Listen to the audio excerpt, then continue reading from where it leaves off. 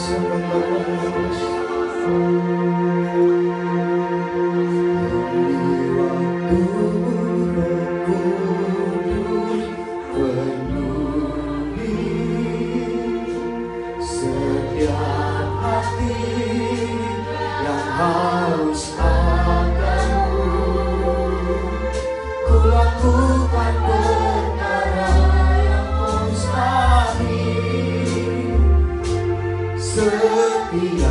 hari bergerak dengan tuntunan ilahi.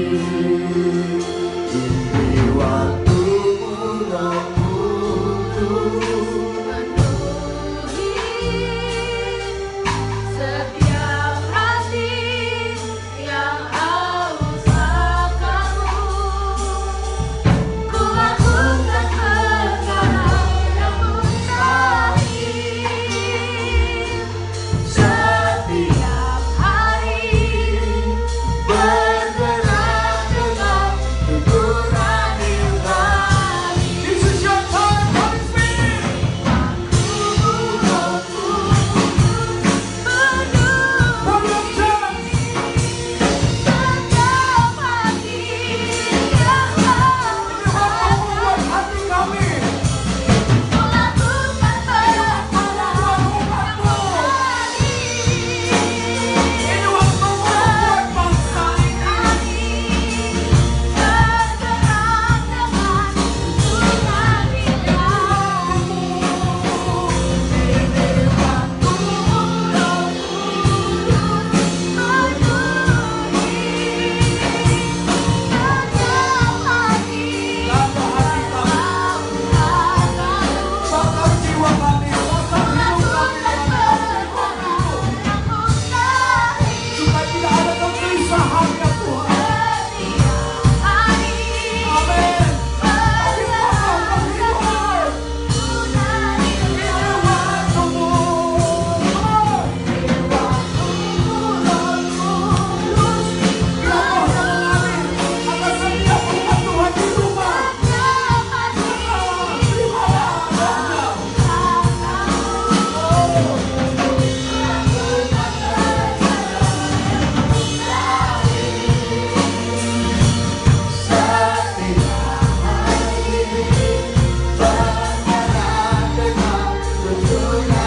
Mari sama-sama sekali lagi jemaat Tuhan yang di rumah. Waktumu Roh Kudus penuhi. Biar Rohnya mengalir atas semua. Sekalipun engkau sedang ada di rumah, Roh yang tidak terbatas itu bergerak atasmu. Biar api Rohnya tercurah atasmu hari ini. Glory. Dengan tuntunan ilahi. Sekali lagi sama-sama katakan, ini waktumu Roh Kudus penuhi setiap hati yang haus akan.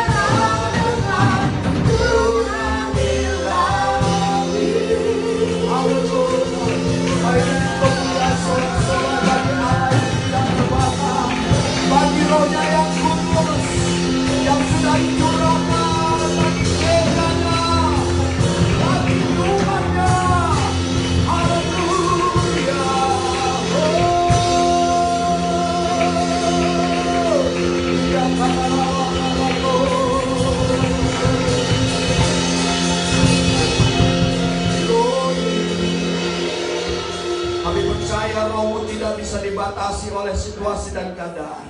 Kami percaya Roh-Mu adalah ya dan amin, Roh yang bekerja. Sebab itu biarlah segenap pujian, nyanyian syukur kami naikkan di hadapan hadirat-Mu, dan kami menyukakan hati-Mu saat pagi hari ini. Terima kasih Bapa, sebentar kami akan terima firman-Mu. Mari bicara lewat firman-Mu. Urapi kebenaran-Mu sehingga kebenaran yang datangnya dari Roh-Mu saja. Perkataan-perkataan ilahi, penyikapan kebenaran Tuhan terjadi dan turun atas setiap kami. Sehingga kami diberi pengertian yang dalam, kami menangkap firman itu, kami diberi kemampuan untuk hidup dalam firman itu ya Tuhan. Terima kasih urapi hamba-Mu, bahkan seluruh umat-umat-Mu yang mendekatkan firman Tuhan. Ini baik yang mereka ada di rumah, menyaksikan secara live. Biar roh yang sama juga terimpartasi atas setiap mereka di dalam nama Tuhan Yesus. Terima kasih Bapak, kami siap terima firman-Mu, yang siap terima firman Tuhan sama-sama katakan amin. Haleluya. Silakan duduk Bapak Ibu Saudara, kasih Tuhan. Haleluya. Shalom bagi Bapak Ibu Saudara semua. Salam seluruh jemaat Tuhan yang ada di rumah, yang menyaksikan ibadah ini secara live. Kiranya Tuhan yang memberkati, saya yakin semua dalam berkat dan perlindungan Tuhan. Amin. Amin. Saya kena percaya semua saudara ada dalam pemeliharaan Tuhan yang luar biasa. Hamba-hamba Tuhan, bahkan anak-anak Tuhan seluruhnya, semua ada dalam perlindungan Tuhan.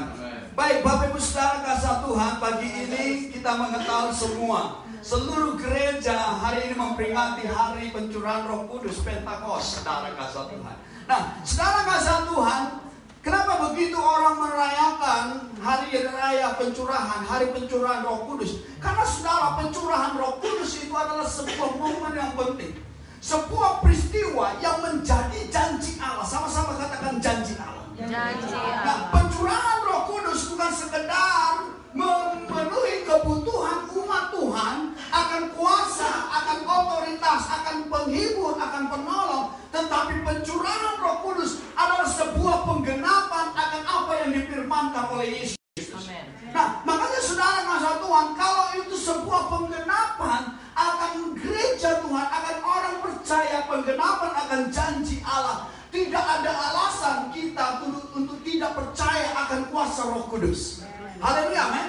Kenapa saudara kasih Tuhan? Penting sekali kita kembali kepada apa yang artinya pekerjaan Roh Kudus. Mengalami Roh Kudus. Ada banyak orang tahu tentang Roh Kudus, bicara tentang Roh Kudus, tapi nggak mengalami apa yang menjadi kuasa Roh Kudus. Saudara kasih Tuhan. Orang membahas tentang Roh Kudus, membahas tentang karunia-karunia, bahkan ada yang percaya, ada yang tidak percaya. Nah, masalahnya saudara, saya suka bingung begini, saudara kasih Tuhan. Orang percaya akan pribadi Roh Kudus adalah pribadi Allah, tapi tidak percaya akan karunia-karunianya. Padahal karunia Roh Kudus itu diberikan oleh Roh Kudus. Amen. Dikerjakan oleh roh yang sama, pribadi yang sama. Artinya begini, kalau Roh Kudus itu kita percaya adalah sebagai pribadi Allah yang satu, pribadi Yesus Kristus juga di dalamnya, otomatis tidak ada alasan untuk kita tidak percaya akan pekerjaan Roh Kudus. Haleluya, amin. Amin. Kenapa saudara? Itu adalah sebuah janji. Dan di kitab Yoel katakan, pada hari-hari terakhir aku akan mencurahkan rohku atas semua orang, saudara. Semua orang yang mau menerimanya. Haleluya, amin. Kenapa? Pekerjaan Roh Kudus, kuasa Roh Kudus bukan barang murahan, bukan barang obral yang diobral dari surga, yang diobral dari kuasa Allah, tapi itu adalah pekerjaan yang supranatural yang harus di mana saudara percaya. Sama-sama katakan saya percaya akan Roh Kudus. Saya percaya. Haleluya. Jemaat Tuhan juga di rumah katakan saya percaya Roh Kudus. Nah, saudara kasih Tuhan, ini penting sekali kita sadari. Nah, hari ini saudara kasih Tuhan, ya, kita tidak membahas tentang sesuatu yang sudah terjadi di Yerusalem, tapi saudara kita lihat kesedaran Tuhan. Hari ini kita akan melihat dengan tema menerima dan mengalami realita Roh Kudus. Yang setuju katakan amin. Amin. Artinya gini saudara, Roh Kudus bukan menjadi sebuah bahan perdebatan teologis. Roh Kudus bukan hanya menjadi sebuah bahan perdebatan yang menjadi sebuah bahan untuk pertentangan. Ada yang pro dan ada yang kontra. Nah, saudara, apa yang dikerjakan oleh Roh Allah, apa yang dikerjakan oleh kuasa Tuhan, mestinya kita harus sadar itu nggak perlu menjadi bahan pertentangan. Amin. Karena apa saudara kasih Tuhan? Nggak sampai terpecah sekalipun karena perbedaan pendapat teologis tentang Roh Kudus, tentang keselamatan, tentang ini, enggak akan mempengaruhi, tidak akan mengubah keadaan Roh Kudus ya, bahwa dia adalah pribadi Allah. Amin.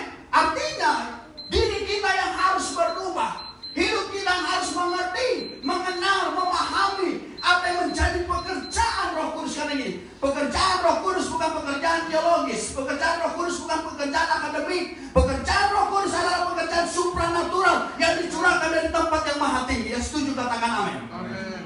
Makanya saudara kasih Tuhan, kehidupan kita, pemikiran kita itu terbatas. Makanya Tuhan tahu murid-murid, rasul-rasul, ketika Yesus sudah naik ke surga, maka murid Yesus tahu bagaimana keadaan murid-murid. Makanya saudara, kalau kita melihat dampak yang terjadi ketika pencurahan Roh Kudus terjadi, ada sebuah terobosan, ada sebuah kegerakan, ada sebuah revival, penginjilan yang luar biasa. Nah, artinya gini saudara, bahwa pekerjaan Roh Kudus itu membawa gairah yang baru. Amin. Makanya saudara, gereja Tuhan tanpa Roh Kudus, pelayan Tuhan tanpa kuasa Roh Kudus, hamba Tuhan tanpa Roh Kudus, bahkan hidup umat Tuhan tanpa Roh Kudus, engkau tidak akan punya gairah yang benar dalam hidup kita. Yang ada hanyalah kedagingan kita, keinginan kita. Nah saudara, kita lihat Kisah Rasul pasal yang ke-19. Dengan tema hari ini saya sampaikan menerima dan mengalami realita Roh Kudus. Saudara kasih Tuhan. Haleluya. Saya rindu saudara, bukan hanya saudara tahu, oh saya tahu tentang Roh Kudus, oh saya tahu. Tapi saudara bukan hanya sekedar tahu, tapi saudara harus menerima dan mengalami. Amin. Ada banyak orang membahas tentang bahasa roh, karunia-karunia roh, tapi nggak ngalamin. Nah sama saja dengan kenek yang di Pulau Gadung dibilang Medan-Medan, orang penumpangnya nyampe ke Medan, dia nggak pernah sampai ke Medan. Ya kan saudara? Orang kadang-kadang nggak suka makan durian karena apa? Dia cium baunya. Tapi begitu dia makan rasanya enak. Bahkan dia paling rakus dari orang yang sebelumnya. Nah pekerjaan Roh Kudus adalah pekerjaan yang harus dialami. Bukan ditaruh, bukan sekedar dibahas, dibedah. Tapi harus dialami.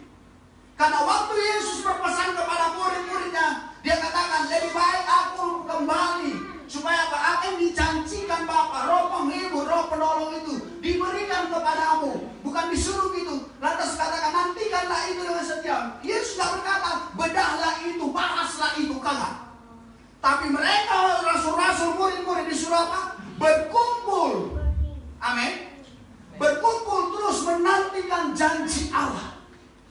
Nah artinya saudara kasih Tuhan, kalau saudara baca Kisah Rasul pasal 2, maka dikatakan seluruh orang yang percaya itu berkumpul. Coba lihat dulu Kisah Rasul pasal 2 ayat pertama.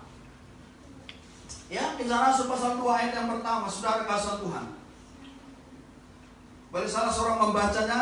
Kita buka Kisah Rasul pasal yang kedua ayat yang pertama. Kisah Rasul 2 ayat yang pertama. Iya.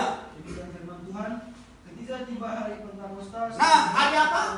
Hari Pentakos. Berarti benar terjadi? Amin. Benar ada?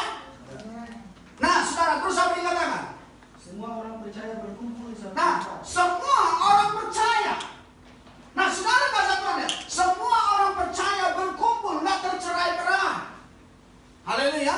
Semua harus percaya dulu, semua orang percaya. Artinya, orang-orang yang kumpul itu bukan hanya percaya tentang Yesus Kristus sebagai Tuhan, Yesus yang adalah kebangkitan dan hidup, Yesus yang naik ke surga, tapi harus percaya kepada janji, kepada kuasa Roh Kudus, kepada pribadi yang kudus itu. Haleluya, amin. Makanya orang kalau nggak percaya, hanya percaya oh Yesus itu kebangkitan, ya betul. Tapi saudara ingat, setelah Yesus naik ke surga, saudara kasih Tuhan, dia berkata, dia akan mencurahkan, memberikan Roh Kudusnya. Haleluya, amin. Artinya Roh Kudus itu adalah sebagai, maka tepat dikatakan, sebagai penolong bagi orang percaya. Kasih tahu sebelahnya Bapak Ibu yang di rumah, katakan sebagai penolong buat hidupmu. Haleluya. Ya, makanya saudara kasih Tuhan, kalau kita tahu Roh Kudus adalah penolong, kita nggak perlu takut berjalan sendiri. Saudara nggak perlu takut dalam kehidupan ini, saudara kasih Tuhan. Terus apa dikatakan lagi? Ayat yang kedua, Tiba-tiba turunlah dari langit suatu bunyi seperti tiupan angin keras yang memenuhi seluruh rumah di mana mereka duduk. Nah, saudara kesatuannya, itu suatu fakta yang nggak bisa dikatakan itu sebuah imajinasi. Pekerjaan Roh Kudus bukanlah sesuatu yang imajinasi. Karena Roh Kudus itu namanya juga roh, ruah. Ruah Elohim. Ruah yang tidak kelihatan tapi kuasanya dahsyat. Amin. Makanya saudara, kalau kita berbicara, kalau saudara membahas tentang Roh Kudus, itu hanya pakai logika, pakai pengetahuan, bukan berarti nggak perlu pengetahuan. Tapi kalau kita cenderung kepada logika kita, pemikiran manusia kita yang terbatas, dibanding apa yang dikerjakan Roh Kudus itu melampaui pemikiran manusia. Maka dikatakan, siapakah manusia sehingga menjadi penasehat Allah? Tidak ada manusia menjadi bisa memahami. Bahkan dikatakan, hikmatmu tiada terselam. Siapa yang bisa ukur, yang bisa gali hikmat Allah, pengertian Allah yang besar atas pekerjaan Rohnya. Haleluya, amin. Amin. Makanya Bapak Ibu Saudara, kita lihat firman Tuhan di dalam Kisah Rasul pasal yang ke-19. Kita masuk ayat yang penghantar kita. Kisah Rasul pasal 19 ayat pertama sampai kedua dan ayat 6 sampai yang ke-7. Nah, kenapa penting sekali saudara kesatuan kita?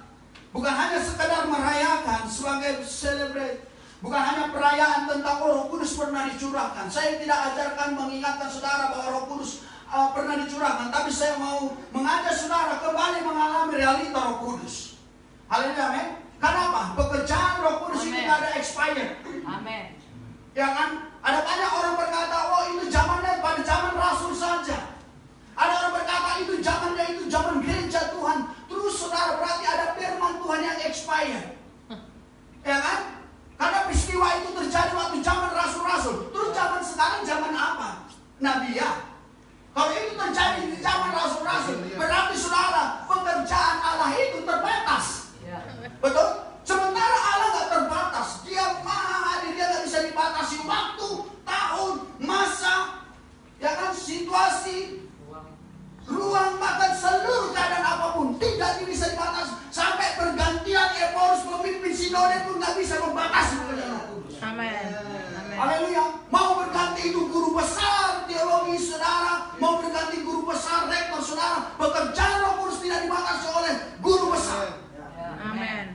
Makanya saudara, kalau ada orang berkata begini, oh itu terjadi di zaman Rasul-Rasul, saya suka berpikir, berarti kuasa Roh Kudus terjadi di zaman Rasul. Terus kasihan sekali gereja zaman sekarang. Pantesan aja kita orang-orang yang nggak terlibat dalam pekerjaan Roh Kudus itu, kasihan sekali hidupnya berjalan sendiri dalam pelayanan.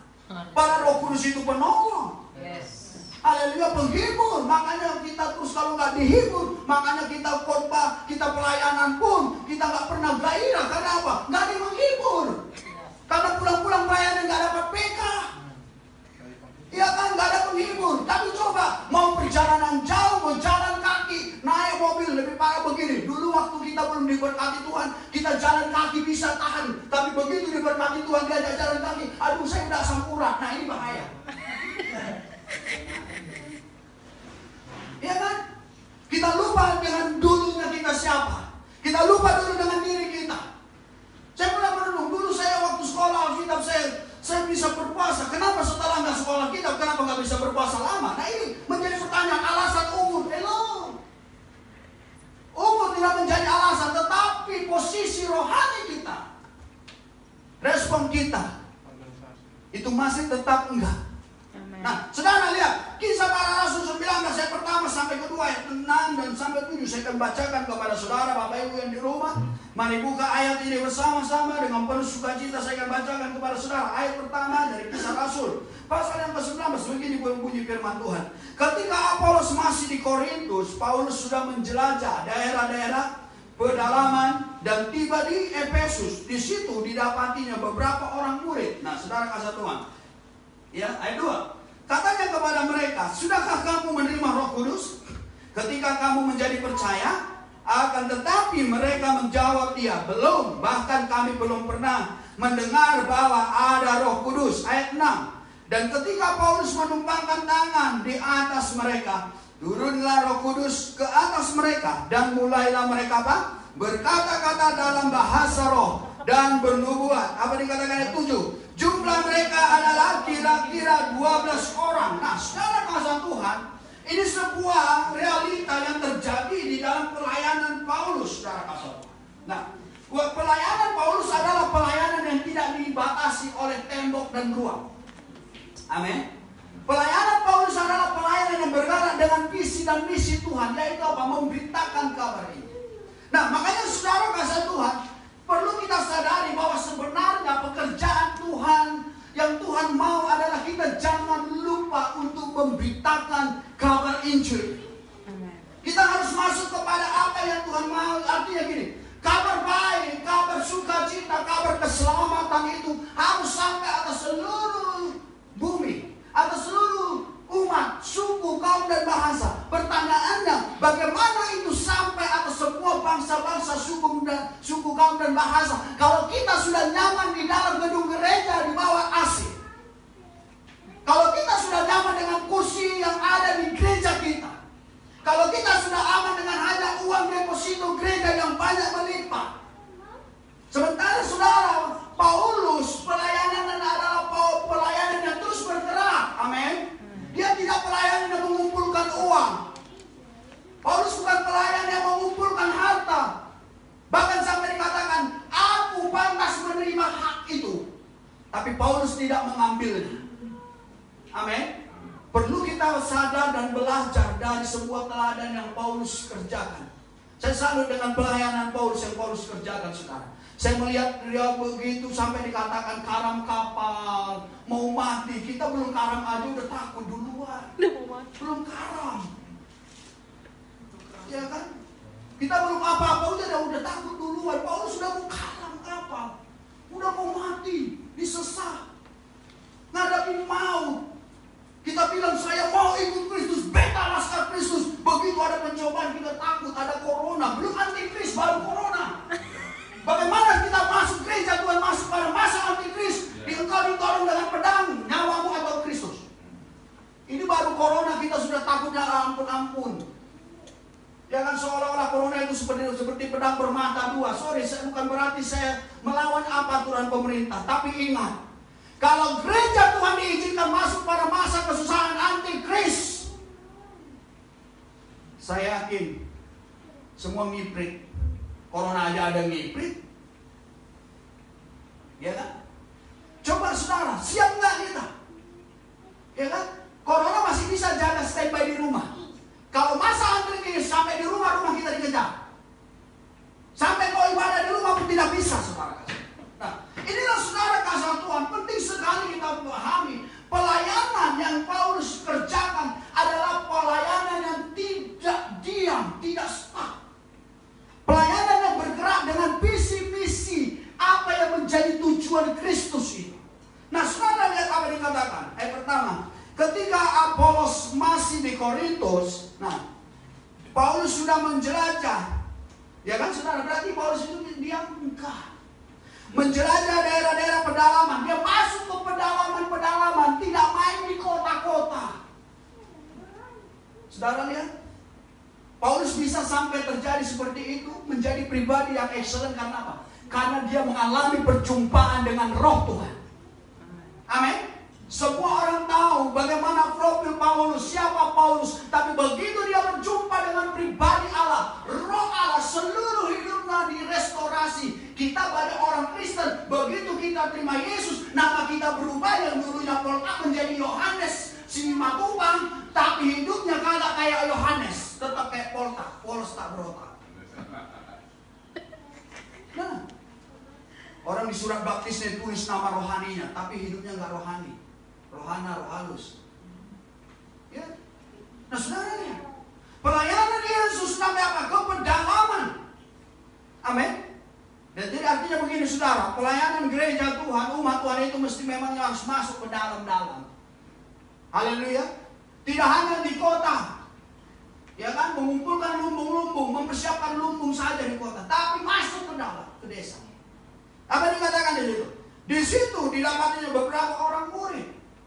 Ya, saudara, saya tertarik dengan ayat 2 dikatakan. Katanya kepada mereka, sudahkah kamu menerima Roh Kudus ketika kamu menjadi percaya? Nah, saudara kata Tuhan, kenapa ini penting sekali? Bukankah cukup hanya percaya, terima Yesus?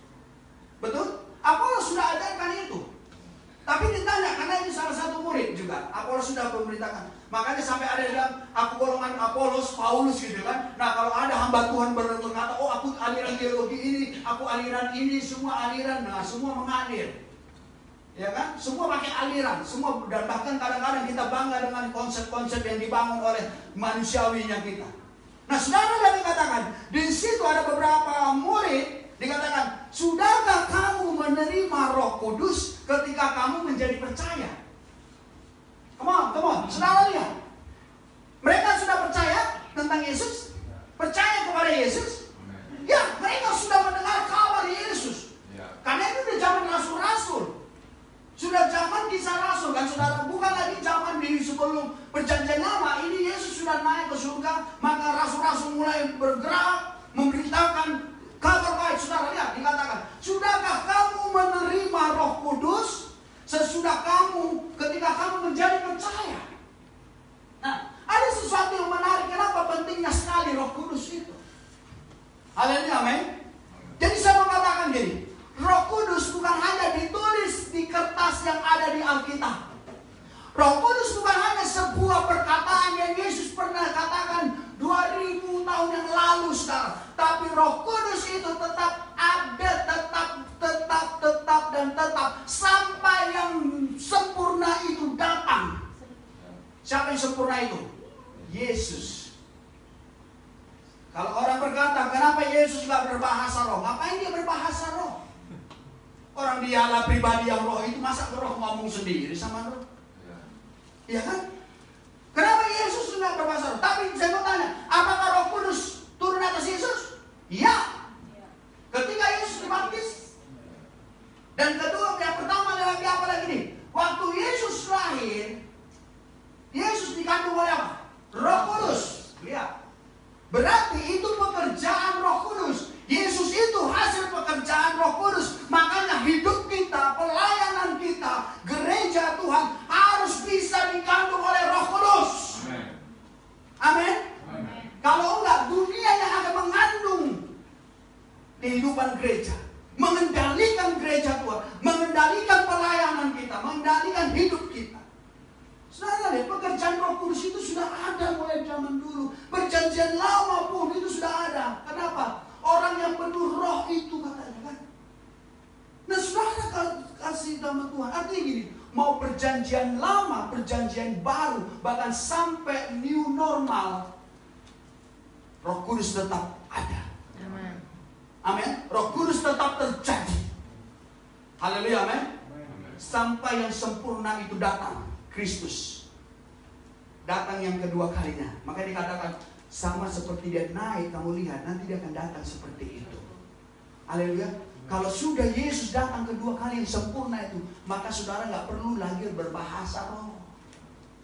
Saudara nggak perlu lagi karunia. Kenapa? Udah mau dijemput. Masa saudara berbahasa roh dijemput? Gitu. Enggak. Nah, saudara lihat apa yang dikatakan. Ayat 2, katanya kepada mereka, sudahkah kamu menerima Roh Kudus ketika kamu menjadi percaya? Saudara lihat. Come on. Coba kita merenung sejenak betapa Yesus sendiri berkata, nantikanlah. Jangan kemana-mana katanya. Kan? Sampai apa yang dijanjikan itu dicurahkan bagi kamu. Haleluya. Ini orang-orang kadang-kadang duluan cepat kemana-mana. Ya, kita nggak peka, gereja nggak peka. Langsung maunya, wah begini, maunya bergerak dengan cara sendiri. Sementara Yesus bilang, makanya Yesus bilang kepada murid-murid, jangan kemana-mana, nantikan sampai ini dicurahkan bagi kamu. Saudara lihat, Kisah Rasul pasal 2 dikatakan ketika mereka berkumpul maka turunlah kuasa Roh Kudus. Saudara, saya bisa bayangkan kalau misalkan itu tempat itu seperti di tempat ini. Tempat itu seperti gini saudara, ngumpul semua murid-murid orang-orang percaya. Maria Magdalena semua di situ ngumpul. Mereka tekun berdoa. Benar nggak itu ayat? Tekun berdoa. Mereka berdoa loh. Bukan berdoa tapi sambil tidur, kagak. Tekun. Bukan tekun tidurnya, tekun berdoanya. Haleluya. Tekun berdoanya. Saudara bisa bayangkan ketekunan di dalam doa kuasa. Jadi jangan mimpi sesuatu yang besar kita alami. Saya alami kalau saya nggak tekun di dalam doa. Saudara mau bangun apapun, jenis teologi, mau Calvinis, Armenian, ya kan, liberalis dan apalah itu nama-nama. Bila perlu nanti karena mau new apa ini? New normal, ada nanti teologi new normal. Kan kreatif sekali sekarang para teolog. Ya kan, teologi new normal. Ya kan? Nah, saudara kasih Tuhan, lihat. Mereka tekun di dalam doa. Dan mereka bersehati. Haleluya, men. Mereka bersehati berkumpul. Makanya kalau saya ingat Pentakost dulu di waktu gereja Elim dulu, saya saudara gereja Elim dilupakan saudara itu tahu di sana. Saudara kasih Tuhan itu masa pencurahan 10 malam itu kita selalu berdoa. Menantikan pencurahan Roh Kudus 10 malam. Dan saudara sadar nggak sadar, suka nggak suka, orang bilang itu sudah zaman dulu, tapi terjadi pencurahan Roh Kudus di sini. Amin.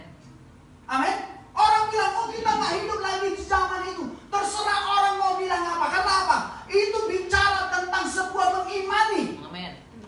Amin. Loh, sebagus apapun itu firman, kalau nggak diimani nggak terjadi. Yes.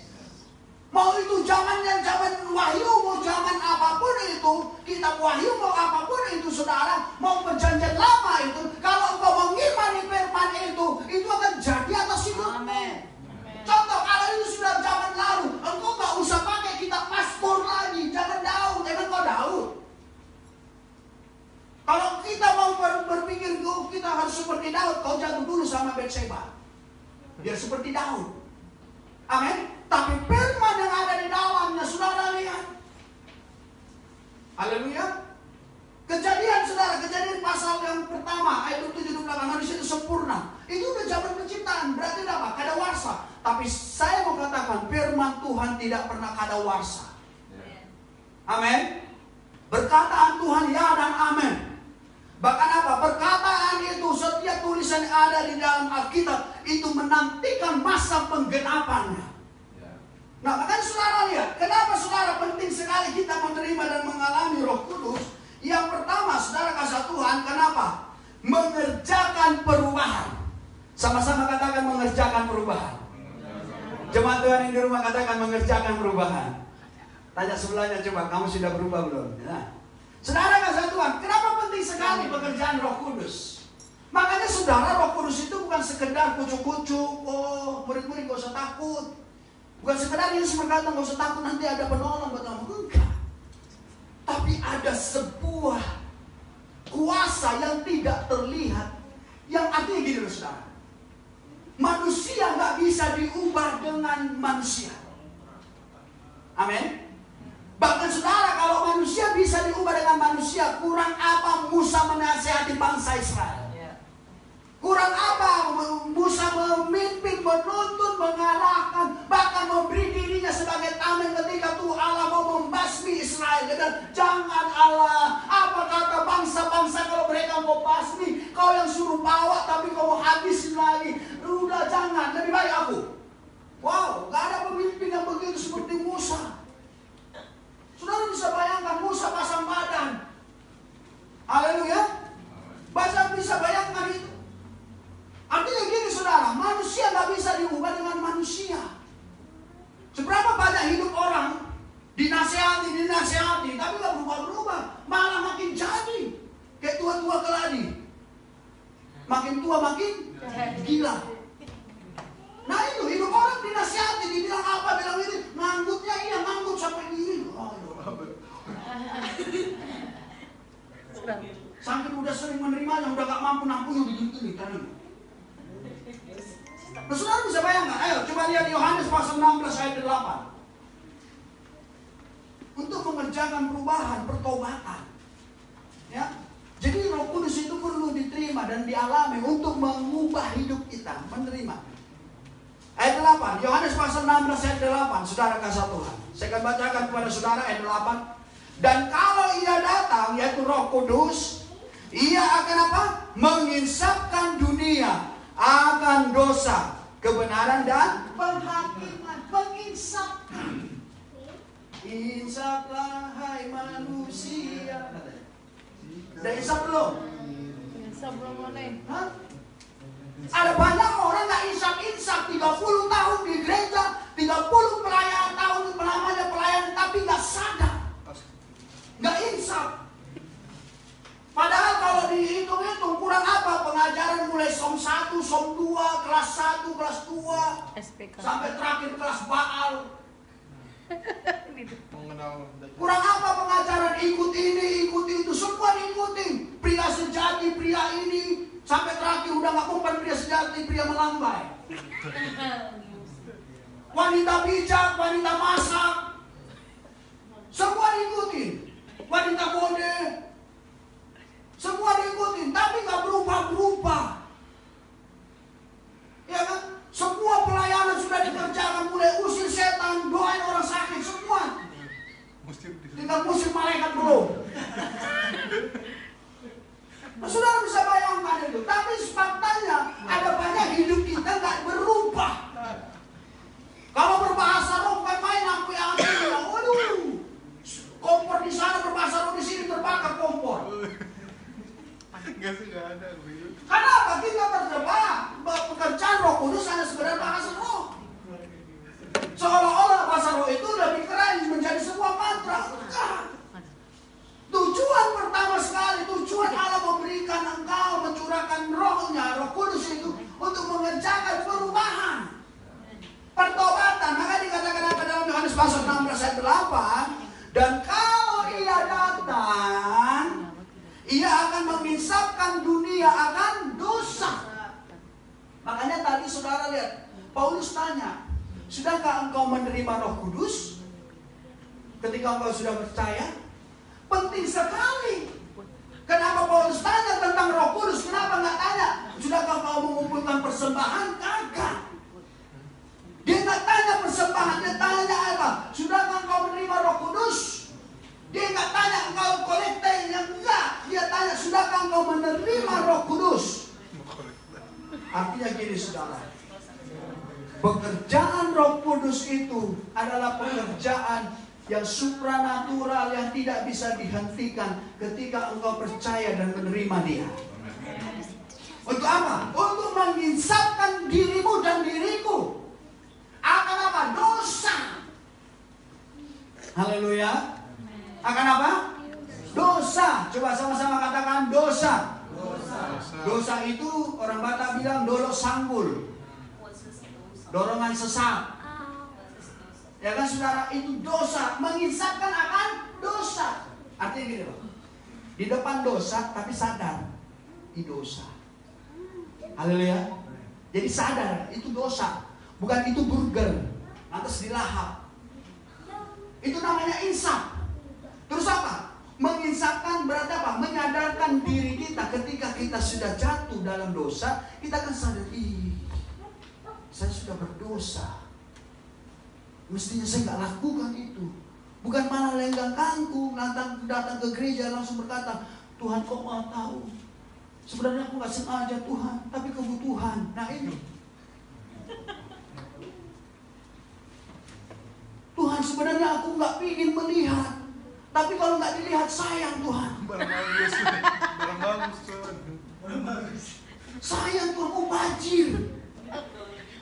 Berarti Roh Kudusnya nggak berperan. Namanya insaf. Menginsafkan itu udah tahu sadar itu dosa, ini dosa atau tidak dosa. Ketika sudah mengalami dosa itu, kita sudah berbuat dosa, kita langsung sadar, aduh, saya nggak boleh begitu. Aduh, nah ini. Nah pertanyaannya, kita sampai nggak kepada itu? Tobat mulai besok. Saya yakin kalau gereja umat Tuhan nyampe kepada level itu, wih, Tuhan cepat datang. Haleluya, amin. Nggak berani. Karena apa? Tuhan nggak mau satu orang pun binasa katanya. Kim Jong Un tobat. Haleluya, amin. Akan terjadi pertobatan yang besar. Akan terjadi kesadaran-kesadaran ilahi. Akan terjadi progres ilahi. Akan terjadi momen-momen keilahian Kristus terjadi atas hidup orang percaya. Ya, jadi tidak ada lagi orang hal-hal yang tersembunyi di situ. Semua langsung menyadarkan dirinya. Kenapa? Ada Roh Kudus yang menyadarkan. Amin. Artinya gini, satu kali bisa jatuh lagi, tapi nggak ada yang kedua kali, ketiga kali jatuh ke situ. Kenapa? Satu kali dia sadar sudah, aduh Tuhan. Haleluya, amin. Kenapa? Sadar, insaf, menginsafkan, menyadarkan. Artinya gini, hati nurani kita menjadi peka mana kehendak Allah, mana yang bukan kehendak Allah. Jadi Roh Kudus itu membuat sebuah kesadaran. Tanya sebelahnya, kamu sadar nggak? Sadar tidak sadar itu jelek ya. Orang kalau nggak sadar itu bahaya, ya kan? Makanya lama-lama kita senang di level itu. Dosa itu menjadi sebuah kayak teman, persahabatan. Udah pakai kepompong dengan dosa, ya kan? Tapi orang kalau dia insaf, dia nggak akan bertahan, dia nggak akan bertahan dengan situasi itu. Amin. Saudara nggak akan tahan, umat-umat Tuhan nggak akan tahan ketika apa? Dia sadar, Roh Kudus menyadarkan sehingga kita nggak akan bertahan dengan keadaan itu. Sesuatu yang salah, langsung dia sadar, insaf. Roh Kudus langsung mengingatkan, menyadarkan kita. Kita langsung berbalik kepada Tuhan. Amin.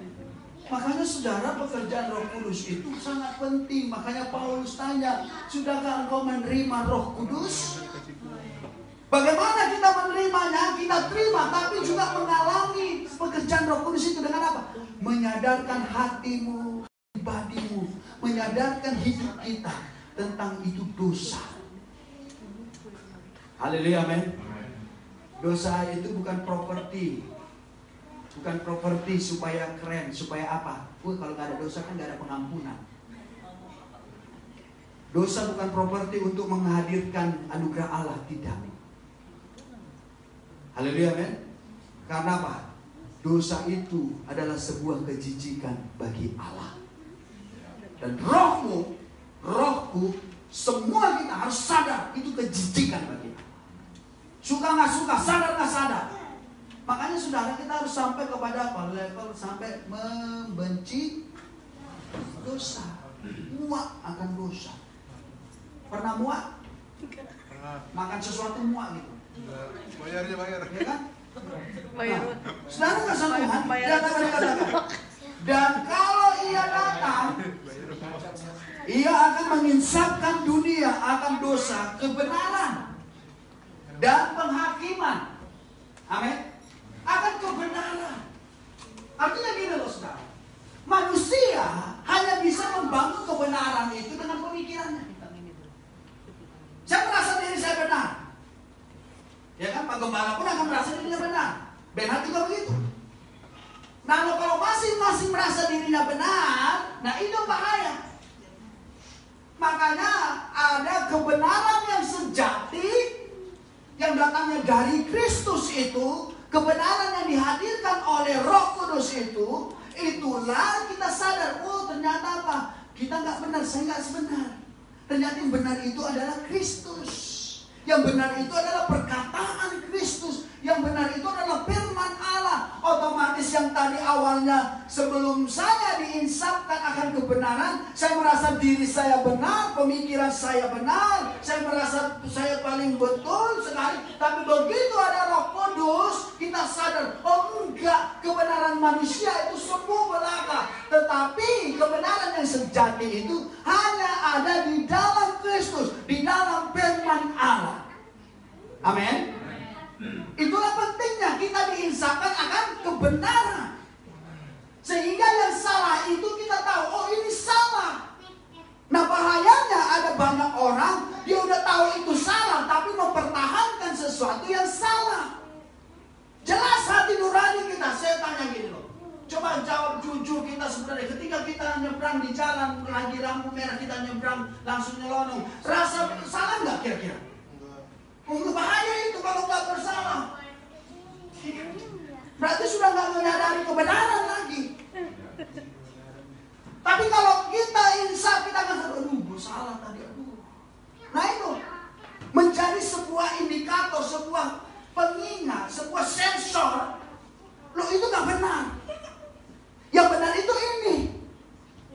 Amin. No, itu nggak benar loh, model itu nggak benar. Ini yang benar, harus begini. Nah, itulah kita sadar akan kebenaran. Sehingga apa? Kesalahan yang kita rasa itu benar, padahal itu kesalahan. Seberapa banyak orang menekuni sebuah kesalahan, merasa itu benar buat dirinya, padahal itu kesalahan, menjadi terjebak dalam kesalahan. Sampai dia diinsapkan oleh Roh Kudus akan kebenaran. Haleluya. Nah, makanya saudara, mari kita mulai memahami, mengalami, bukan hanya tahu nyanyi Roh Kudus.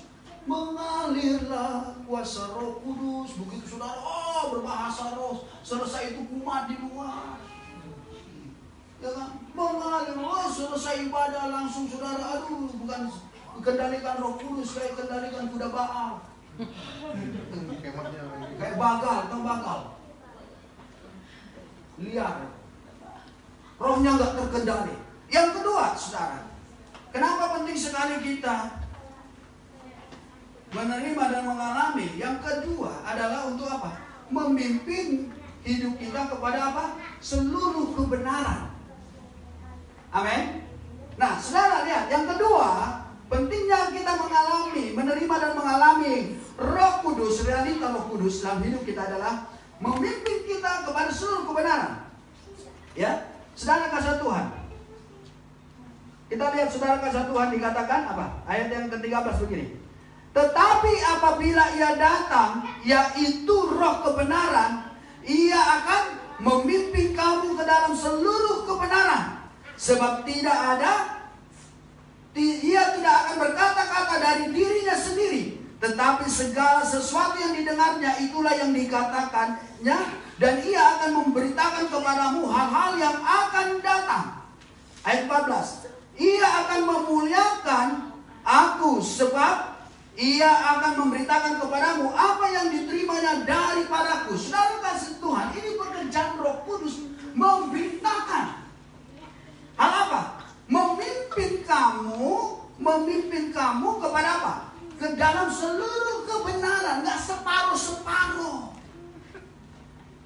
Nah, makanya saudara kasih Tuhan, penting sekali Roh Kudus itu menjadi leader buat hidup kita, menjadi pemimpin untuk kebenaran. Kenapa? Roh Kudus nggak pimpin kita kepada separuh, bukan kebenaran manusiawi kita. Manusia itu identik dengan kesalahan. Manusia itu identik dengan pemberontakan. Manusia itu identik dengan apa? Melenceng, salah arah, salah tujuan. Makanya dikatakan ia akan memimpin kamu kepada apa? Seluruh kebenaran. Artinya kebenaran apa itu? Kebenaran yang hakiki, bukan kebenaran yang dibangun atas keinginan, atas kepentingan kita manusiawi. Apalagi ada kepentingan kita di situ. Ada banyak orang membangun kebenaran untuk menjadi sebuah pembenaran dalam dirinya. Karena apa? Dia rasa itu menguntungkan. Sehingga dia bikin itu untuk pembenaran dirinya. Supaya apa? Apa yang dia buat itu merasa bahwa itu benar. Nah, kita harus kembali kepada kebenaran yang sesungguhnya, seluruhnya. Kebenaran apa? Kebenaran yang Yesus ajarkan. Kebenaran yang dikerjakan oleh Roh Kudus. Kenapa dikatakan? Ia berkata-kata, apa dikatakan ini? Sebab ia tidak akan berkata-kata dari dirinya sendiri, tetapi segala sesuatu yang didengarnya itulah yang dikatakannya. Seberapa banyak orang berkata-kata dari diri sendiri? Ya kan? Seberapa banyak kita hamba Tuhan berkata-kata dari diri kita sendiri untuk kepentingan diri kita. Tapi Roh Kudus dikatakan apa? Dia tak berkata-kata dari diri, dia berkata-kata dengan mendengar apa yang dikatakan, baru dia ucapkan. Artinya ada suatu ketergantungan yang luar biasa. Makanya saudara, kita sebagai umat Tuhan, kita harus tergantung kepada Roh Kudus. Supaya kita menerima pewahyuan. Supaya gereja Tuhan menerima pewahyuan. Supaya tidak kita kehilangan pewahyuan yang murni. Betul. Kita pakai Alkitab. Kita pakai ayat. Pasalnya ada ditulis. Tapi pertanyaannya, itu perkataan yang diwahyukan Allah kah? Atau itu hanya perkataan yang dari diri kita? Sehingga seperti banyak orang yang asal bernubuat, pakai ayat, pakai nama Tuhan. Karena apa? Di akhir zaman orang kan senang pakai nama Tuhan. Seperti banci, bencong naik angkot, dia bilang, Tuhan Allah, Tuhan Allah. Pakai nama Tuhan. Dia kan banci naik bis kota, dia kan mau ketinggalan, darah Yesus katanya. Nah itu, saudara pakai nama Tuhan itu memang sekarang juga tren sekali. Masya Allah. Pakai bawa nama Tuhan. Ya kan, yang dosa siapa, nama Tuhan diseret-seret. Ya kan? Yang jatuh siapa, ikut nama Tuhan ada jatuh di situ. Nah, saudara masa Tuhan.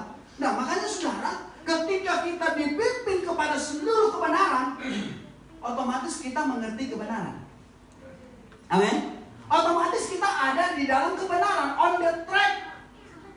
Ya kan? On the track of the truth. Ya kan, kenapa? Kita dipimpin tuh. Makanya gak ada istilah kata melenceng. Makanya dikatakan ikut aku kata Tuhan. Kenapa? Kebenaran itu berjalan di depanmu. Yesus berjalan di depanmu, memimpin engkau dalam kebenaran. Ikutlah kebenaran itu. Itu kenapa? Enak sebenarnya. Kenapa? Dia pimpin kok. Bukan disuruh. Anak-anak Tuhan berjalan dalam kebenaran. Terserah lu mau cari jalan dari mana, pokoknya berjalan dari kebenaran. Enggak. Dia berkata memimpin kita kepada seluruh kebenaran. Dia bawa kita. Artinya kita tak ditinggalkan. Amin. Dia tahu kita mulai bingung. Aduh, coba tenang. Ini jalan kebenaran. Dia jalan lagi. Kita mulai lelah. Dia kata tenang. Ini jalan kebenaran. Semangat lagi. Tapi kalau apa yang lain dia bilang, pokoknya nggak tahu. Lu mau masuk surga. Terserah mau jalan mana. Jalan kebenaran itu hanya ada di dalam kebenaran itu. Amin. Dan kebenaran itu bukan diciptakan oleh kebenaran manusia, tapi kebenaran yang kekal, yang hakiki. Kebenaran yang ilahi itu yang memimpin kita kepada seluruhnya, nggak separuh-separuh, nggak setengah-setengah. Amin. Dia bawa kita nggak setengah-setengah. Makanya seorang semakin dipimpin oleh Roh Kudus, dia akan mestinya semakin dalam kebenaran, makin hidup dalam kebenaran. Gini loh. Kalau ingat dulu zaman dulu, safety-nya, keamanannya orang berkendara mobil itu beda dengan zaman sekarang. Mobil-mobil dulu boro-boro ada AC, pintunya aja itu mungkin harus disusun dengan cong mutar kiri. Tapi sekarang lihat safety-nya mobil, pakai sama aman semua kan, safety sekali, ya kan? Sama dengan Tuhan. Tuhan suruh ikut Dia, tapi Dia bikin pengamanan. Aman? Aman? Karena Dia bilang, jangan takut, aku nyertai kamu sampai kesudahan zaman. Amin. Artinya gini loh, Dia suruh kita ikut kebenaran, tapi Dia kita. Amin. Jadi gak disuruh jalan sendiri, enggak. Dia dapat memimpin kita, dipimpin gini loh, diarahkan.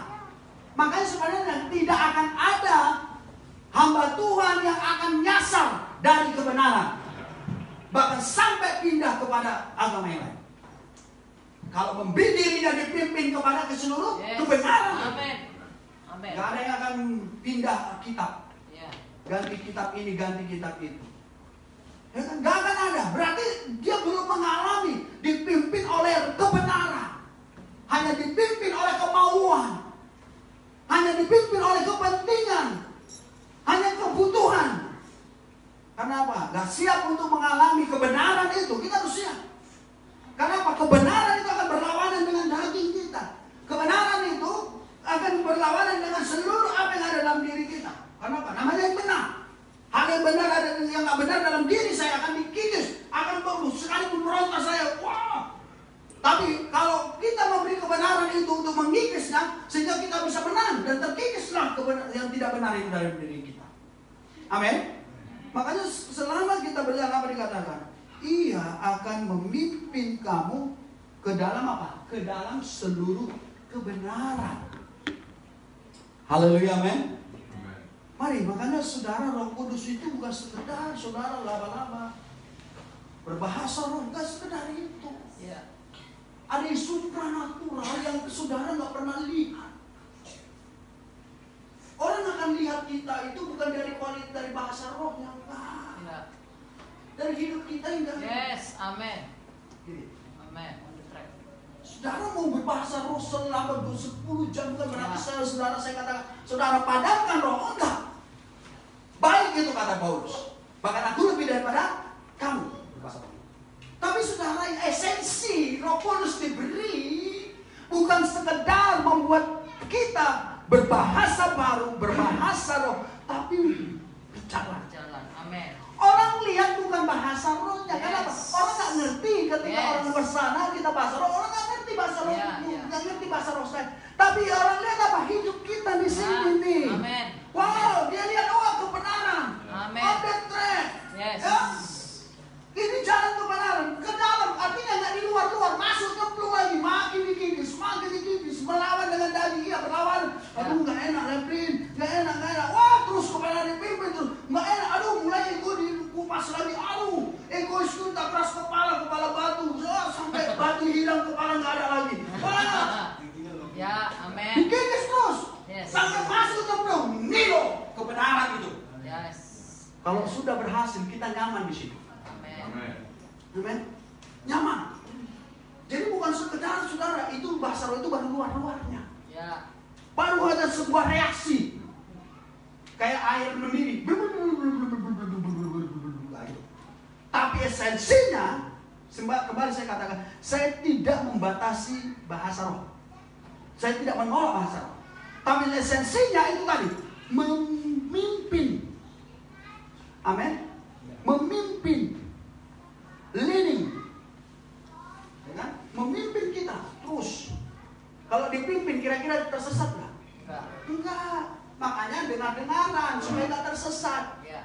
Orang kalau tour guide dia pergi berjalan ke sebuah kota, dia benar-benar ada yang pimpin kan? Ya. Oh ini sama. Ketika Roh Kudus itu memimpin, dia kasih tahu ini loh arti penguasaan diri. Ya. Ini loh arti kesabaran. Yes. Wah dikindus perlawanan.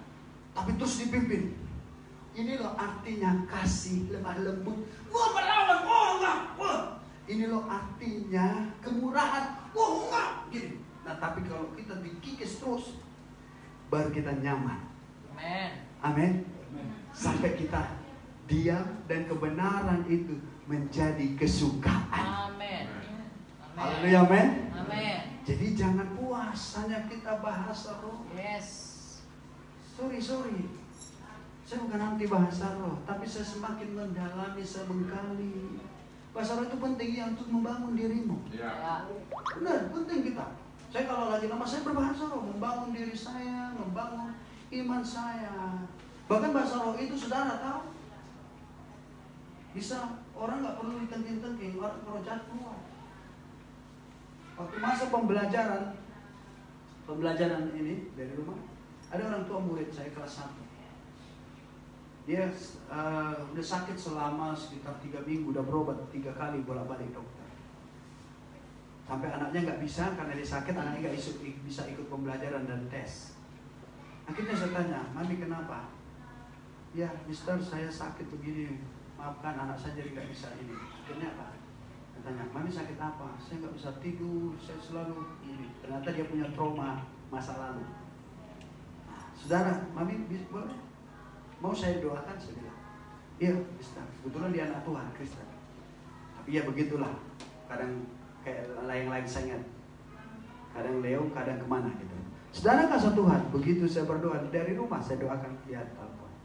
Saudara, saya belum tengking. Ini fakta. Makanya kalau dibilang bahasa roh itu sudah gak zaman, alami sendiri, baru tahu rasanya. Saya hanya berbahasa roh, saya bilang, saya begitu, Mami kita berdoa. Roh Kudus dorong saya berbahasa roh, saya berbahasa roh. Saudara tahu? Saya hanya dengan beberapa detik dia ketika dengar saya berbahasa roh pada Tuhan. Sambil ditelepon, saya dengar suaranya. Aduh, Mister, saya nggak tahan. Saudara, haleluya, men. Makanya saya mau dorong gini, jangan asal berbahasa roh. Haleluya, men. Bangun. Itu bebas dia. Saya tinggi, baru terakhir saya bilang, saya tinggi di dalam nama Tuhan Yesus. Apa yang kesaksian ibu itu? Anaknya yang sakit itu juga di samping dia itu sembuh. Sampai dia bilang begini, Mister, anak saya sampai takut melihat saya muntah di lantai. Saya bilang, kenapa? Dia kayak rasa panas sekali. Itu masih hidup orangnya, orang tuanya. Saudara kasih Tuhan, artinya gini, itu ada gunanya, tetapi lebih daripada itu kan bukan dikerjakan oleh lerinnya. Itu dikerjakan oleh Roh Kudusnya. Nah, yang kita perlu kerjakan sebagai kita, gini loh, kucuk-kucuk jangan begini loh. Oh Tuhan, ubah hatiku. Semua Tuhan, urusan Tuhan yang repot dengan hidup kita. Hidup dan karakter itu kita harus mau diubah. Saudara mau ditengking bolak-balik juga saya B gak akan bisa berubah kalau kau gak mau melatih dirimu berubah. Amin. Makanya tadi dia memimpin kamu kepada seluruh kebenaran. Harus mau dulu dipimpin. Amin. Sama seperti dalam penggemalaan saudara, dalam di pastori. Saudara kalau nggak mau dipimpin di dalam jemaat dan kalau nggak mau dipimpin, saudara nggak akan masuk kepada kebenaran yang akan diajarkan kepada saudara. Tapi ketika berkata, saya mau dipimpin, Pak, mau apapun itu, yang penting itu kebenaran. Ikut pasti kecil. Udah kamu pas lagi kata, nggak enak banget di jam tidur. Ikut terus. Sampai kita akhirnya terkikis sehingga apa yang ada dalam kebenaran itu, sehingga apa yang benar tinggal dalam pikiran, dalam hati, perasaan, sehingga kita melihat sesuatu yang kebenaran. Aku bukan bagianku itu. Itu bukan kami, bukan yang diajarkan itu. Itu bukan yang diajarkan di pastori, itu bukan yang diajarkan di gereja. Engkau akan peka, engkau tahu mana yang benar dan benar. Amin. Ini bertahun-tahun kita diajar, tapi gak ngerti kebenaran, itu bahaya. Makanya semua diahap, saudara lihat. Kambing kalau pagi-pagi dilepas sembarangan, ada embun, makan rumput, mati, gembung perutnya. Karena apa? Semua rumput dimakan nanti. Artinya kalau saudara dilepas tanpa pengarangan yang benar, semua kau lahap apa yang ada di dunia ini. Akhirnya apa? Mati semua, mati rohani. Sedangkan kita dipimpin aja, kadang-kadang kita masih suka lahap yang lain. Kita masih suka terimpartasi dengan roh yang lain. Apalagi kalau kita nggak dipimpin kepada seluruh kebenaran itu. Amin. Jadi nggak ada alasan untuk kita tidak menerima dan mengalami realita Roh Kudus. Makanya saya katakan, mari alami realita Roh Kudus, bukan hanya membuat lidahmu bergerak-gerak, bukan hanya membuat bahasamu lain, tapi menggerakkan hidupmu kepada kebenaran itu. Sendi-sendi hidupmu, sendi-sendi dirimu terfokus kepada kebenaran itu, bergetar kepada kebenaran. Amin. Yang ketiga, kita lihat terakhir ini. Yang ketiga, saudara, menerima dan mengalami realita Roh Kudus. Kenapa itu penting? Yang ketiga, karena itu memberikan keberanian untuk memberitakan firman Allah. Sama-sama katakan keberanian. Nah, memberitakan firman Allah, saudara, perlu kita sadari itu bukan tugas pendeta saja. Karena apa saudara? Zaman rasul-rasul, zaman orang percaya, murid-murid itu nggak ada bergelar PDP, PDM, ya kan? Atau ODP, nggak ada. Zaman Yesus, murid-murid nggak ada yang punya gelar itu, nggak ada ikut saling pendeta muda, saling pendeta pembantu, ya kan? Pendeta setengah tua, pendeta jadi-jadian, nggak ada. Ya, saudara, kenapa? Memberitakan Injil adalah bagian daripada amanat agung. Amin. Amin. Itu adalah bagian daripada pesan Kristus, pergilah. Jadikanlah semua bangsa muridku, katanya. Nah, telinga rohani kita harus tetap mendengung akan itu. Amin. Harus ingat, tujuan kita memberitakan. Nah, saudara lihat di dalam Kisah Rasul pasal 4. Ayat 30 sampai 31. Ini doa jemaat, saudara kasih Tuhan. Kisah Rasul pasal 4 ayat 30 sampai 31. Saya akan bacakan buat Bapak Ibu saudara. Kisah Rasul pasal yang keempat ayat 30 sampai 31, begini firman Tuhan.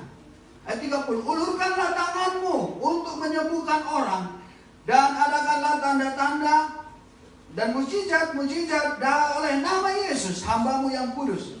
Ayat 31. Dan ketika mereka sedang berdoa, lihat sedang apa? Berdoa, bukan sedang makan. Goyanglah tempat mereka apa? Berkumpul itu. Ini lagi doa loh. Maka kalau kita mengharapkan yang spektakuler, sedang makan nggak ada, habis makan ngantuk ada. Berkumpullah ya, tempat mereka berkumpul itu, dan mereka apa katakan? Mereka semua apa? Penuh dengan Roh Kudus. Lalu mereka apa? Memberitakan firman Allah apa? Dengan berani. Berani nggak? Berani nggak? Oh jangan, kita harus pakai hikmat. Oh harus gitu ya. Mereka nggak berpakai hikmat. Betul nggak? Murid ini rasul-rasul. Ya kan? Mereka memberitakan firman Allah dengan berani, saudara-saudara lihat. Sebelum mereka mengalami kisah Rasul pasal yang kedua, waktu Yesus menyatakan mereka untuk menanti-nantikannya, jangan kemana-mana, itu murid itu nggak punya keberanian, termasuk Petrus. Petrus siapa Petrus? Petrus itu yang menyangkal Yesus itu. Haleluya, bukan Petrus Ateng Bultom. Petrus itu yang menyangkal Yesus 3 kali. Haleluya. Tapi saudara lihat, ketika Petrus mengalami restorasi, mengalami pertobatan yang sejati, maka sebenarnya perlu kita banyak bertobat. Saya dan saudara perlu banyak bertobat. Supaya kita jangan menyangkal lebih dari 3 kali. Dan kan kita sudah nyangkal Yesus sering lebih dari 3 kali. Ya kan? Bukan hanya lagi lebih dari ayam berkokok, sampai ayam nggak berkokok-kokok pun nggak sadar. Kadang-kadang kan suka begitu, saudara. Ya kan kayak di rumah kami itu, Nuna pasang alarmnya, dia pasang alarm tapi dia nggak bangun. Di sini juga. Padahal itu alarm di samping dia, nggak bangun dia. Itu di pastoran. Nanti sudah kabar dahulu, oh alarmnya nggak bunyi, katanya. Kuping saya dengar. Mamanya dengar dia nggak bunyi, terus yang dengar itu cantelan termosteko. Ya kan? Oh nggak bunyi katanya. Ya, yang ketawa juga ngalamin soalnya. Makanya ketawain diri sendiri. Maka banyak orang begitu nggak sadar, dia udah berkali-kali menyangkal Tuhan Yesus. Dengan perbuatan yang nggak sadar, ini nggak ada kok. Bilang, kapan Tuhan kami melakukan ini? Ingat pada waktu engkau tidak memberi makan dari orang yang kecil ini, begini. Itulah. Saudara, terkadang kita begitu gampang nggak sadar. Mestinya kita gampang untuk sadar. Amin. Makanya saudara lihat, Roh Kudus itu penting sekali kita terima sebagai hamba Tuhan, sebagai jemaat Tuhan, sebagai gereja Tuhan. Apa dikatakan? Mereka semua, ayat 31 dikatakan, dan ketika mereka sedang berdoa, goyanglah tempat mereka berkumpul itu, dan mereka semua penuh dengan Roh Kudus. Amin. Ini real? Ya. Ini bukan imajinasi. Ini realita pekerjaan Roh Kudus. Apa dikatakan? Lalu mereka apa? Memberitakan firman Allah dengan berani. Saudara, kenapa? Mereka sudah punya roh, kuasa. Kisah Rasul 1 ayat 8. Jika Roh Kudus turun, kamu menerima kuasa, otoritas, dinamos, memampukan kita menjadi saksi. Haleluya, men. Mengurangi hidupmu dan hidupku, menjadi saksi. Untuk apa? Memberitakan firman Allah. Makanya saudara, kita nggak perlu takut memberitakan firman Allah. Dengan semua cara tuntunan Tuhan, beritakan saja. Kalau karena kebenaran kita dimusuhi orang, it's okay. Haleluya, men. Ada firman Tuhan, apa karena aku memperkatakan kebenaran sehingga kau memusuhi aku? Loh, ada banyak orang karena merasa kupingnya panas dengan kebenaran yang kita sampaikan. Loh, kita kadang-kadang bilang, oh nggak boleh, kita harus pakai hikmat, terlalu banyak hikmat manusia supaya cari aman. Supaya kita nggak merasa, ya udah cari aman aja sebagai hamba Tuhan. Yesus, rasul-rasul nggak perlu cari aman. engkau nggak usah perlu membela diri. Aku akan menaruh perkataan yang apa yang kau katakan kepada mereka ketika diperhadapkan dengan mahkamah-mahkamah. Haleluya, kan? Makanya saudara masa Tuhan, ini belum apa-apa. Gereja masuk zaman corona, ini belum apa-apa. Belum zaman antikris. Belum zaman kesusahan besar. Belum zaman aniaya. Kalau saudara sempat gereja Indonesia seperti di Cina zaman itu, gimana coba? Boro-boro saudara bisa ibadah online. Haleluya. Semua sembunyi-sembunyi. Saya yakin gak akan ibadah. Sedangkan ibadah online aja, ibadah nyata-nyata aja susah untuk ngerti dan mudahnya. Apalagi ibadahnya ngumpet-ngumpet. Nah, makanya saudara lihat apa dikatakan. Lalu mereka memberitakan firman Allah dengan apa? Berani. Berani? Nih. Berani memberitakan firman Tuhan. Ada banyak orang bilang, kalau kita harus berhikmat, pakai ayat, cerdik seperti merpati, tulus seperti ular. Tulusnya hilang, ularnya banyak. Makanya susah dipegang, ya kan? Ya kan? Susah dipegang, karena udah apa? Tulusnya hilang, ular yang ada.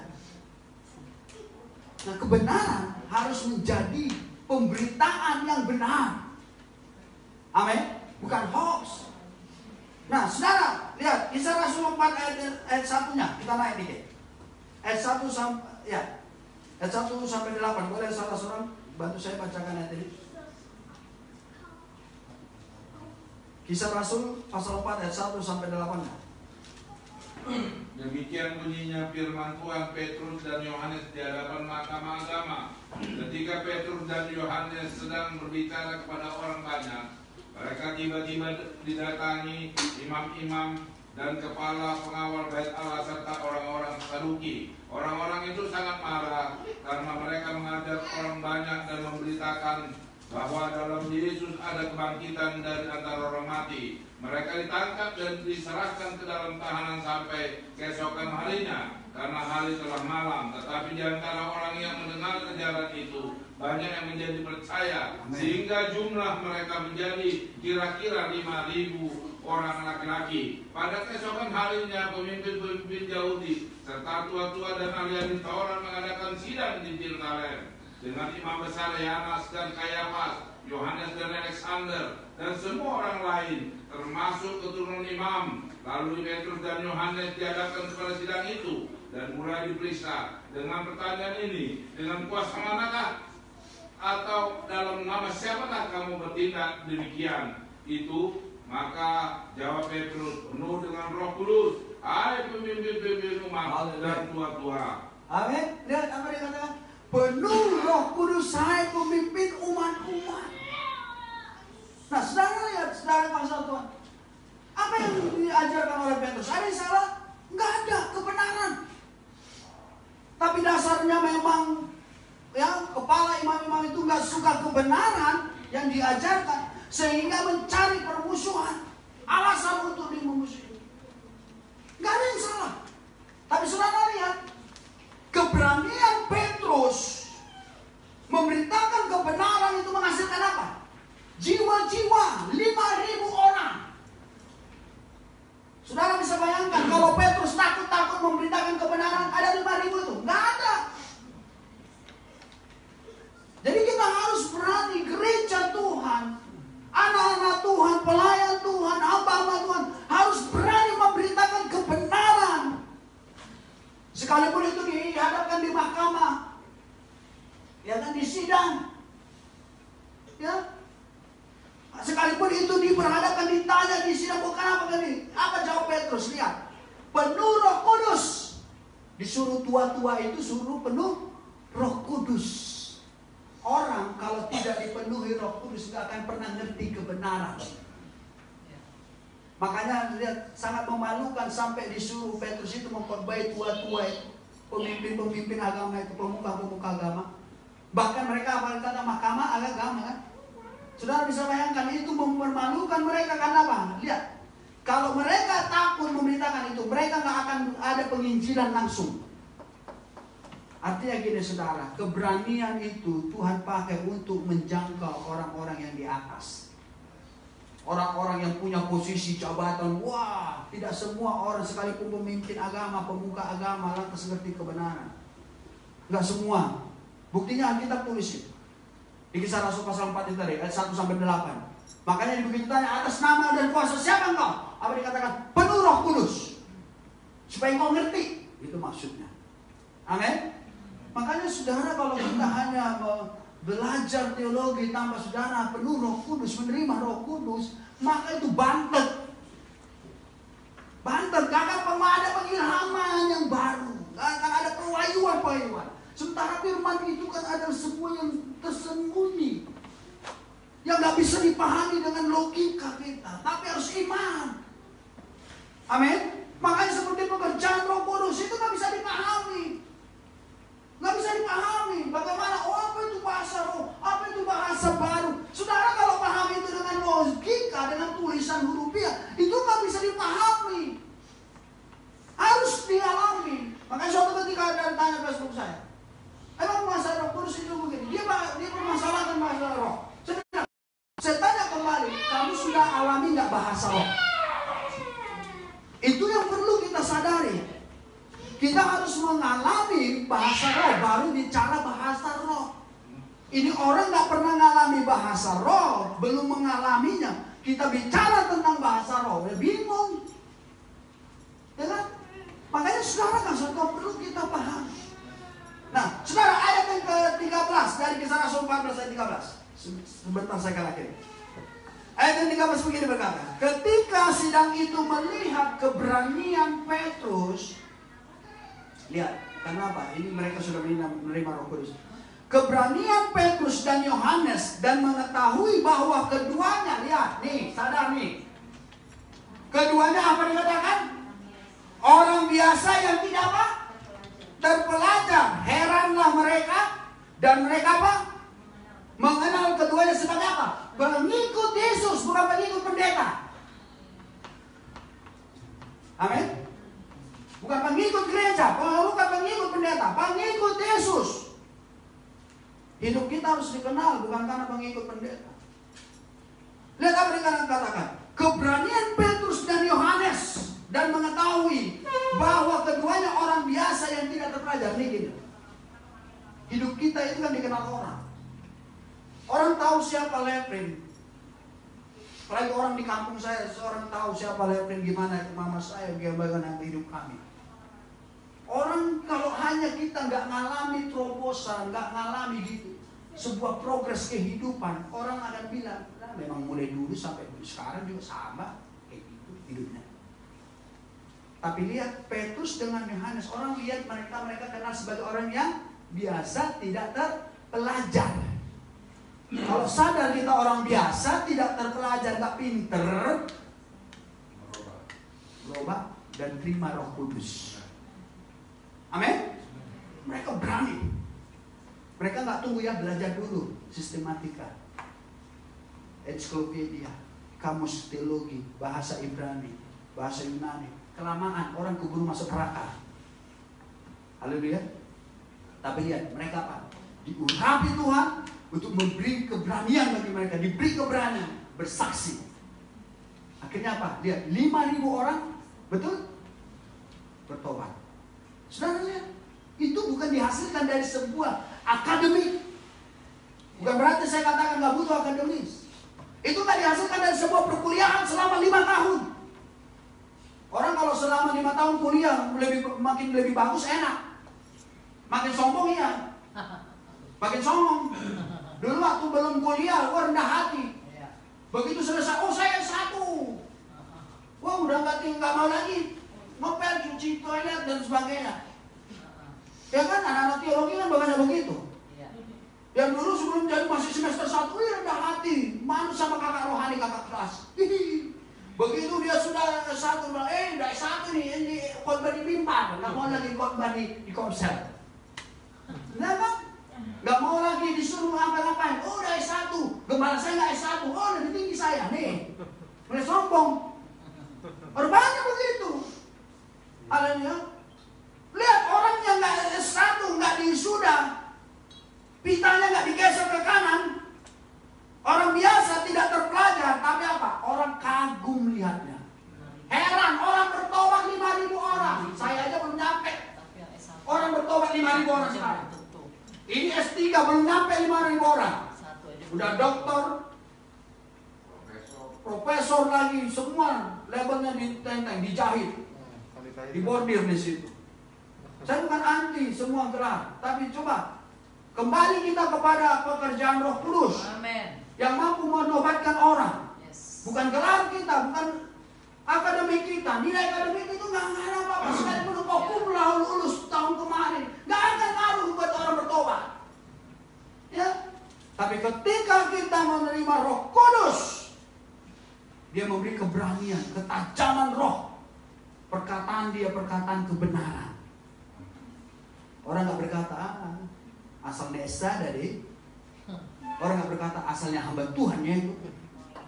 Tapi orang lihat kita dari tadi karena dipimpin kepada kebenaran. Seluruh, nggak separuh-separuh. Jangan kaki kanan masuk kebenaran, kaki kiri tinggal dalam kelemahan. Haleluya, men. Lihat apa dikatakan sehingga heranlah mereka dan mereka mengenal keduanya sebagai pengikut Kristus. Saudara dikenal sebagai siapa? Kalau orang mengenal saya sebagai Levin, orang akan bilang, oh iya, itu kan dulu orang yang miskin. Orang akan kenal, oh itu kan mamanya begini. Orang akan kenal, oh mereka itu kan orang nggak punya. Orang hanya kenal itu. Tapi ketika orang mengenal engkau karena Kristus, orang akan melihat kebenaran itu dalam hidup. Amin. Amin. Amin. Orang akan melihat sesuatu yang supranatural, yang tidak terselami, tidak dibatasi. Orang lain nggak punya, tapi kau punya itu. Makanya gereja Tuhan, umat-umat Tuhan, mari alami, terima dan alami realita Roh Kudus. Dia sanggup memberi kita kekuatan, pengurapan, memampukan kita untuk berjalan dalam kebenaran, memberi kita keberanian untuk menjadi saksi Kristus. Jangan tahan firman-firman yang ada dalam hatimu. Jangan tahan firman itu. Begitu digerakkan, perkatakan firman, sampaikan. Gak perlu diajak berdebat, tidak usah dilari berdebat. Yang penting kebenaran kau sampaikan.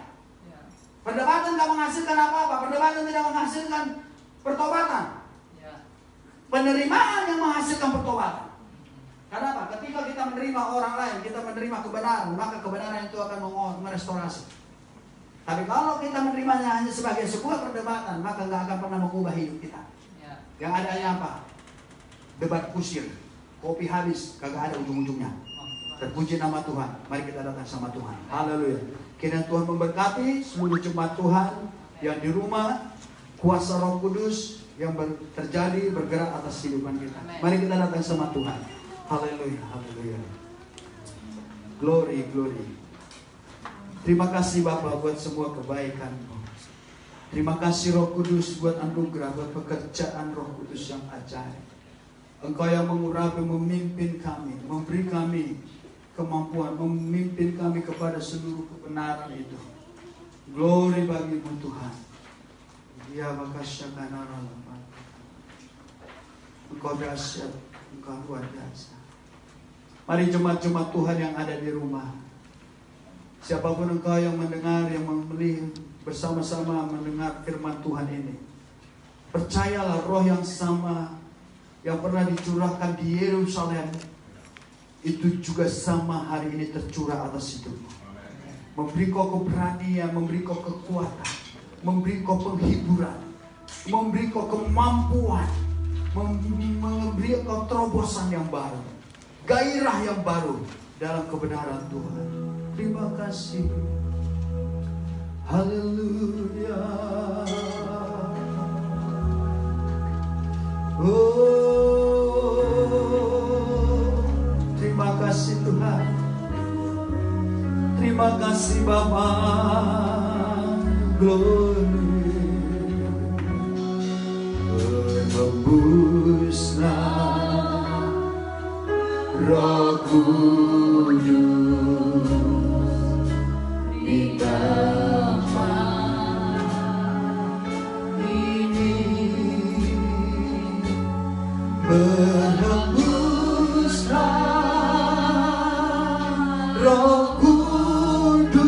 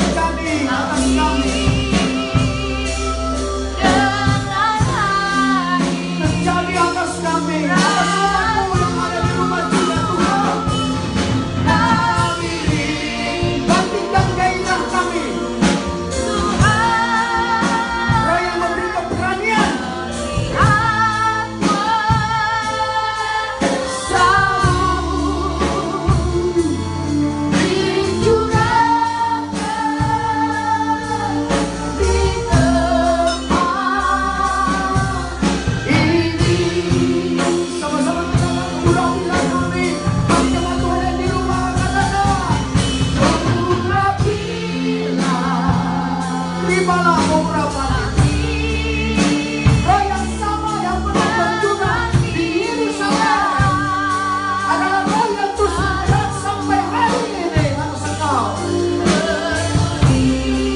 Roh yang sama yang menyertai rasul-rasul, menyertai mereka dengan tanda dan heran. Hari ini roh itu juga terjadi atasmu, menyertai hidupmu, menyembuhkan engkau. Terimalah itu. Hilangkan marah-marah.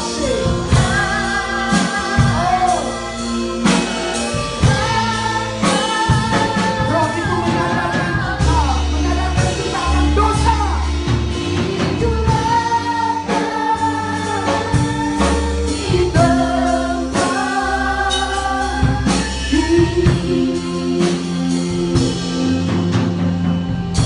Saudara, tahun demi tahun gereja merayakan pencurahan Roh Kudus. Kalau dihitung berkali-kali, gereja terus merayakannya. Tapi bukan soal perayaannya, tapi bagaimana kita menerima dan mengalami realita Roh Kudus itu terjadi atas hidup kita setiap hari. Roh Kudus sebagai penghibur, penolong yang menginsapkan kita akan dosa-dosa, yang menghasilkan pertobatan, perubahan atas hidup kita. Itulah yang hal yang berharga sekali, yang mau mengurapi hidupmu. Tanpa Roh Kudus kita akan kehilangan kesegaran, kehilangan gairah. Haleluya. Berhembuslah Roh Kudus di tempat ini. Berhembuslah Roh Kudus dengan kuasa-Mu.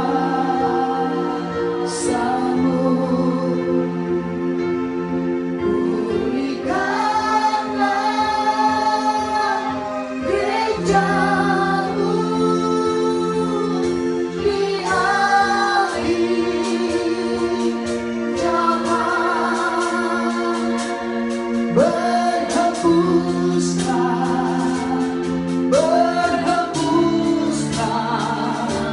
sekarang.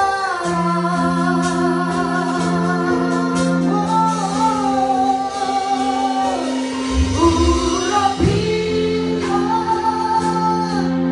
kami dengan iman baru. Come on, Holy Spirit. We need you. We need your anointing, God. Anointing from the heaven, from the Holy Spirit. Anointing